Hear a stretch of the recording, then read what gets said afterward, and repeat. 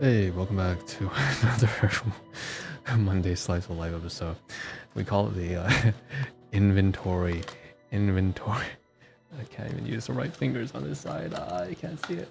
The inventory mukbang. is that even a thing? At least one that doesn't destroy your digestive tract and end up wasting a whole bunch of food. Honestly, I'd rather dump. Like, I'm gonna do one of those like mukbang things, like, you know, it's like you might as well take all that food and just, you know, that's enough food in one of those like episodes. These I never could. Like I said, it makes me so queasy. You could feed an entire family in a third world developing country for an entire week. I swear, just like portion it up across like 7 days, 2 meals a day, and that'd be enough for an entire like family in like third world country. And then you just like scarf all in one time. Anyways, so the point is what we have here are some items here. And it's not, you know, I guess it's more productive in some sense, but we don't do that thing. We don't do that here. So what we're gonna do, what we do is we're gonna keep track of the items that come in and out, almost like an inventory system, right? All the household items that come in and out. Or let's say when you're working for a warehouse or a manufacturing plant or even in administration, right? What are the supplies and stationery and parts and components that come into the business and leave the business from an accounting accrual standpoint and all that kind of crap. So what we have today is I would say that one of these is an accident. So this one here is an accident. Maybe that's what we'll cover first. The last episode uploaded on Family Day. That's a holiday that's recent for this country that I live in. But basically it's like 2 days after Valentine's. I didn't even realize that. I covered some stuff from a trip I went to in a mall that I used to frequent when I was really, really young, like more than 2 decades ago, like 20 years. And some of the stuff, so this is actually from that same store, but the majority of the stuff here I just want to talk about briefly. It's going to be a fairly short episode, I believe, is mostly from my workplace. So why don't we do that first, since we already covered like the Gerrard Square stuff previously. So this is from it as well. I'll put this down. And like I said, this is a bit of an accident. I didn't intend on having this with me. I was working last night, and I stayed because I had, I made several, so I got off work, it was nice, right? I got to see some of my colleagues. I really like working with some of my colleagues, right? They're fairly diligent and they're kind of down to earth. And I also wanted to at the time, yesterday, there's a really nice, we're on the second floor where our lunch area is, and we'll get to this in a moment, but basically this is related. About a few days ago, first of all, let's cover this first. Okay, so let's cover this first. So on the second floor at the lunchroom, I was sitting down and I was doing not a closing shift, but into the evening, and someone didn't show up, and that's fine because it was a big snowstorm. So let's just say, abbreviations, Jay didn't show up, and that's because we had like 30 centimeters of snow plow in over the entire day. And so what ended up happening is he just decided not to come, and that's understandable. I mean, if it's going to be inclement weather, you don't really have to show up. I did show up because for me, I live really close, but not everyone really wants to go to work, especially in the driving conditions. I'm not saying that Jay drives, but sometimes people just don't want to show up because it's like if you have a reason to not come to work, you'll take it, right? Not everyone wants to spend that kind of amount of time commuting over an hour to get to a place just to work for 4 or 5 hours. Anyways, he didn't come, and so my boss manager, or the assistant manager, asked if I wanted to stay. I said I didn't really want to do it. You can pay. I made a little joke. You can pay me enough, but there's some reality to that because right now we're not making enough in the business to justify the hours, which is disappointing because we all want more hours because we don't have enough labor We just don't have enough hours to get the job done. As a result, customers suffer. Customers come in and then there's no baskets at the front. There's not enough people on the checkout lanes. It's just because we don't have enough sales, and not enough sales means not enough hours. And there's other reasons for that too, right? Because consumer markets change. There's a lot of competitors, it's not exactly the best economic times right now, right? We're going through something that's like not a recession, but like it's just not good. It's a downturn, right? Because there's like war and stuff like that. Long story short, I didn't stay, but I didn't stay to do the work, but I decided to stay at the store. And I made a couple calls to a friend of mine here and there, as well as to an aunt. And after that, I ended up speaking with one of my managers who I really wanted to just get to know a little bit more about our store. So we had some conversation, a quick chat.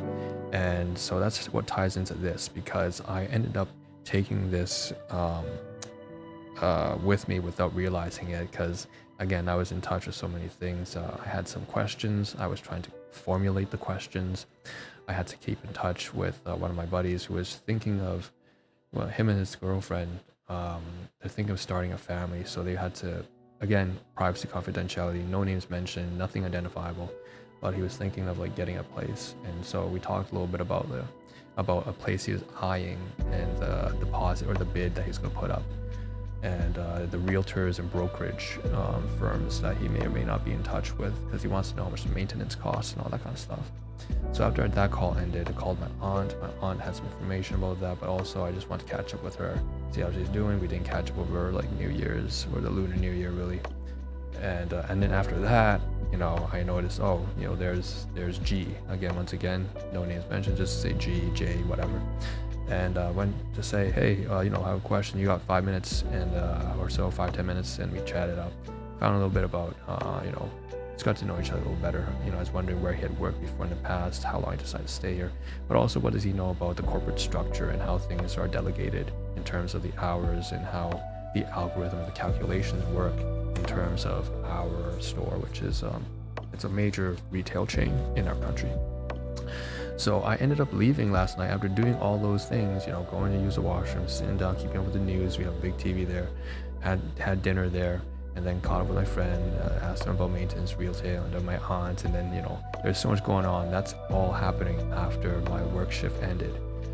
And I stayed like 2-3 hours after my shift ended, and I just walked out with this. And so what is this?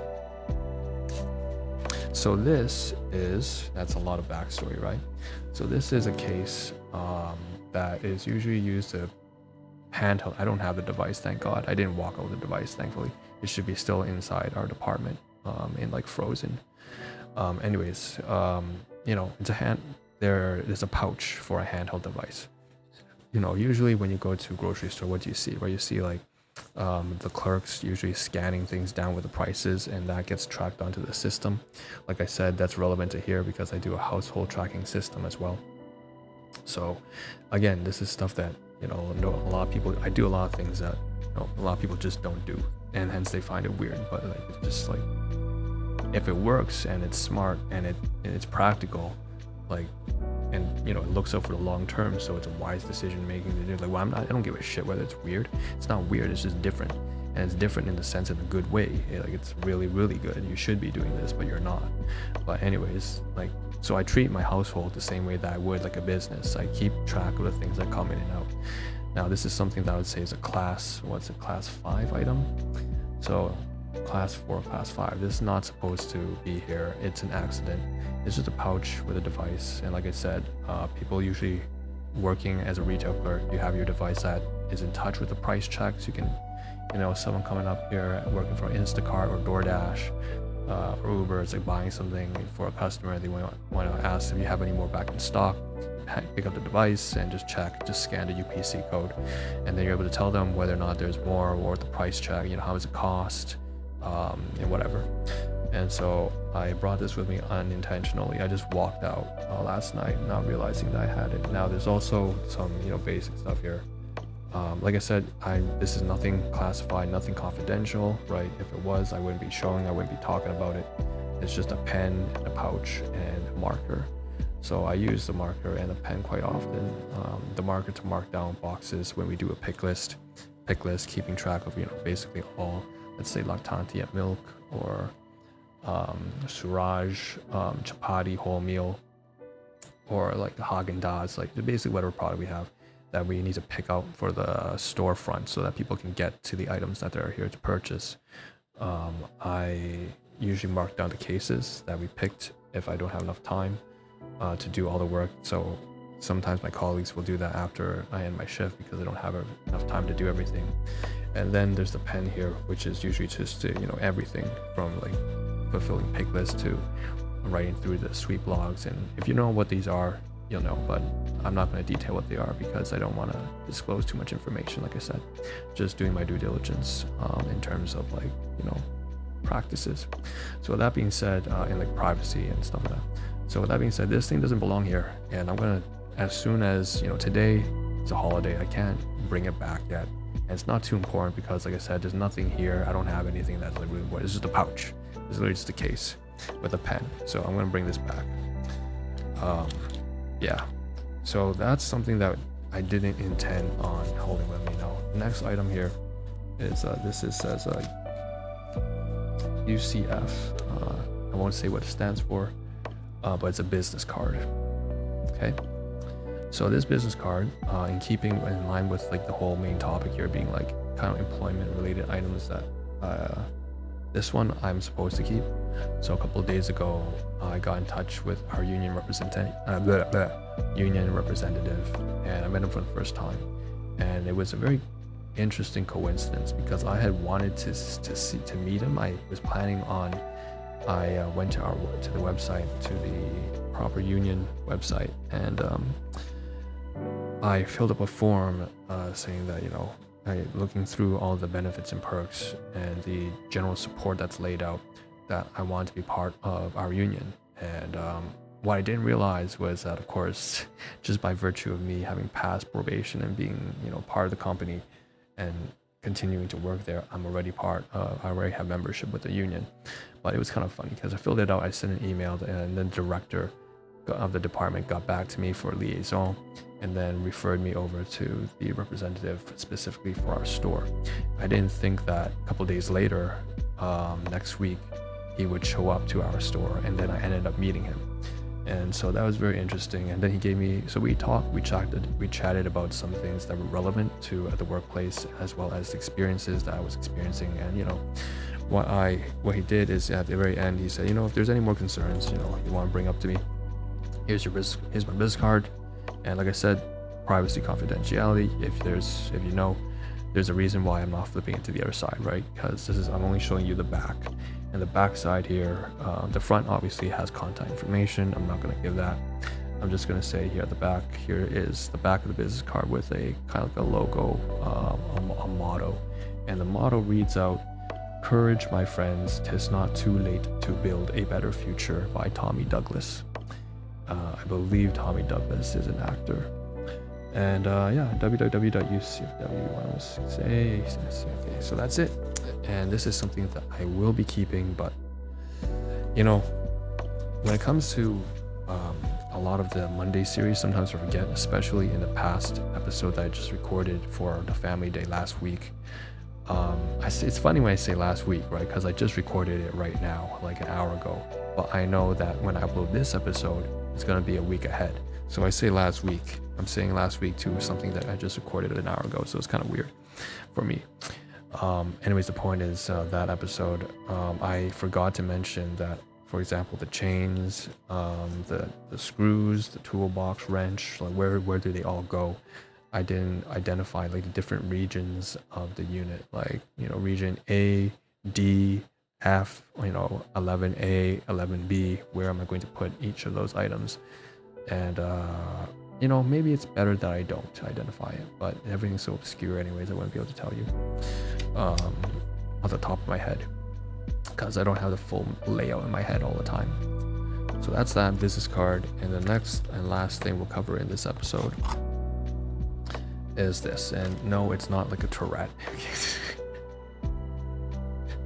It looks a little bit like a Tourette when I was looking at it. I was like, oh shit, but it's not a Tourette. This is Jesus fucking Christ, a Tourette. That's definitely like not legal.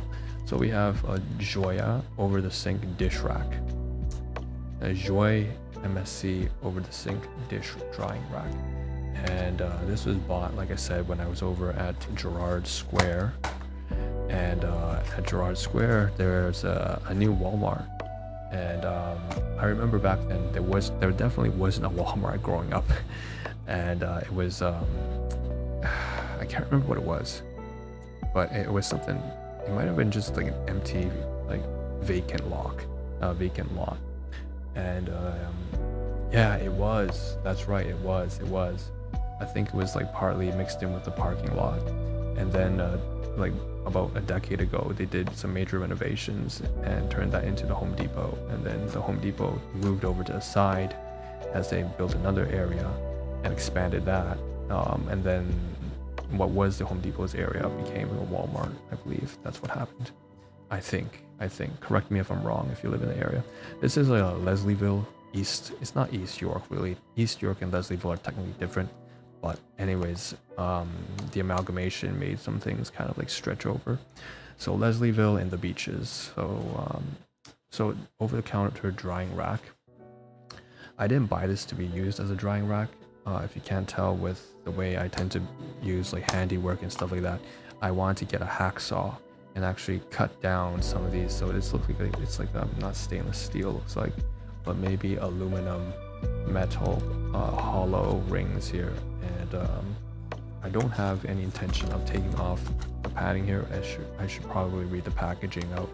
It says over the sink drying rack, wash, prep, and dry fruit, veggies, and more. BPA free, dishwasher safe. This is not a toy. Keep away from children's and pets. Sans BPA va au lave-vaisselle. Ceci n'est pas un jouet. Généraux de portée des enfants et des animaux domestiques. So MSC International.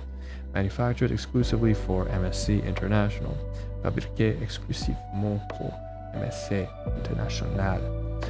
6,700 Siemens Montreal. Okay, so okay.